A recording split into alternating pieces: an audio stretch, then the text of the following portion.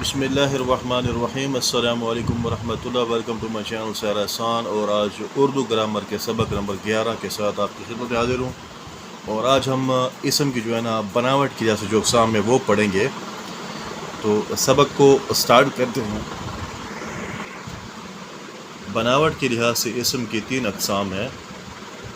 اسم جامد، ٹھیک ہے، اسم مشتق اور اسم مصدر، یہ بناوٹ کے لحاظ سے اسم کی اقسام ہے۔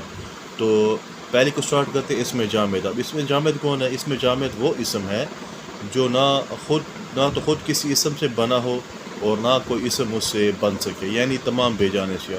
یعنی اسم جامد وہ ہے کہ وہ نہ تو خود کسی اسم سے بنا ہو اور نہ اس سے کوئی اسم بن سکے، یعنی وہ تمام سارے جو بے جان اشیاء اس میں آ جاتی ہیں۔ اب اس کی اگزامپل مثال کیا ہے؟ میز، کرسی، قلم، چٹان، کتاب، چاندی وغیرہ۔ تو یہ ساری چیزیں کیا ہے؟ بے جان اشیاء میں آ جاتی ہیں۔ اس کے بعد دوسرے نمبر پر ہے ہمارے پاس اسم مشتق۔ اب اسم مشتق کیا ہے کہ معنی ہے نکلا ہوا، یعنی اسم مشتق اس اسم کو کہتے ہیں جو کسی مصدر سے نکلا ہو، جیسے پڑھنا سے پڑھائی، لکھنا سے لکھائی اور کھیلنا سے کھیل۔ تو یہ کیا ہے؟ اسم مشتق ہے جو کہ مصدر سے نکلا ہو، ٹھیک ہے۔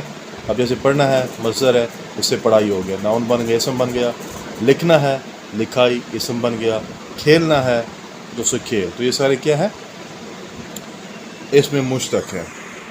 اس میں مشتق کے بعد اب اس کی وہ دیکھ لیں، اشعار میں اس کی مثالیں ہیں۔ وہ نبیوں میں رحمت لقب پانے والا، مراد غریبوں کی بھر لانے والا، وہ اپنے پرائے کا غم کھانے والا۔ کھانے والا، پانے والا، یہ سارے کیا ہے؟ اسم مشتق ہیں۔ اس کے بعد تیسرا آخری جو ہے وہ ہے اسم مصدر۔ اب اسم مصدر وہ اسم ہوتا ہے جو خود تو کسی اسم سے نہ بنا ہو، مگر اس سے مقررہ قاعدوں کے طریقوں کے مطابق بہت سے الفاظ بنائے جا سکے۔ یعنی وہ مصدر اسم وہ ہوتا ہے کہ جو نہ خود کسی اسم سے نہ بنا ہو، لیکن اس سے مقررہ جو قاعدے ہیں اردو گرامر کے، اردو کے، ٹھیک ہے، اردو قواعد کے، اس سے کیا ہے وہ نئے بہت سے الفاظ کیا ہے بنائے جا سکیں۔ تو اس کو مصدر اسم کہتے ہیں یا اسم مصدر کہتے ہیں۔ اب اس کی مثالیں کون کون سے ہیں؟ اب یہاں پر دیکھیں، پڑھنا سے پڑھو، دیکھنا سے دیکھو، پڑھانا سے پڑھاؤ، سونگنا سے سونگو۔ ان مثالوں میں پڑھنا، دیکھنا، پڑھانا، بنانا، سونگنا وغیرہ کیا ہے؟ اسم مصدر ہے۔